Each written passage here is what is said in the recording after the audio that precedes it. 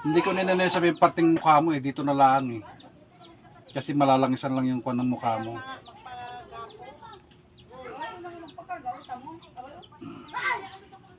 Pero kahit pa paano gumaan po ano. Baka minsan eh kuwan kayo eh, yung puyat. Hindi kayo makatulog na maayos. Tubig laging kay tubig ha.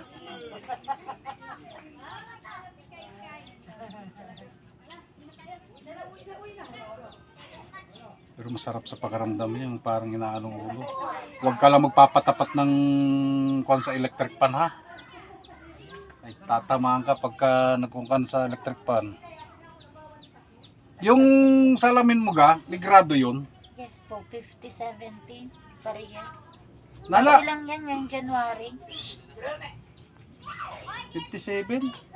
50-70. Mataas na yun. Mataas na po ba yun? Hindi. Ano ba, may katarata ka ba? Wala po, ano lang, sumasakit lang ulo ko. Yung Baka naman siguro sa salamin, madam.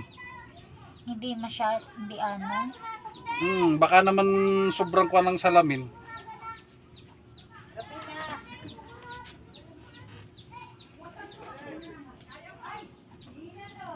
Fitting lang ha.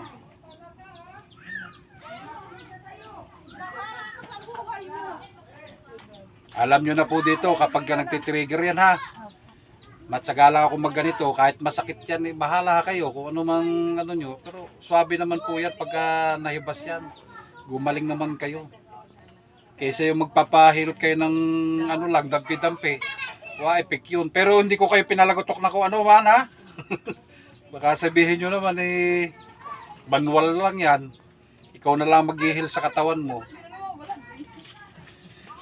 Subukan nyo nga madam na itaas yung ulo mo. Kung kanina kasi pagka pinapatingala ko kayo, sabi mo may masakit dito. Okay na po. Ha? Hindi na siya Dito, masakit. dito. Okay na po. Ha?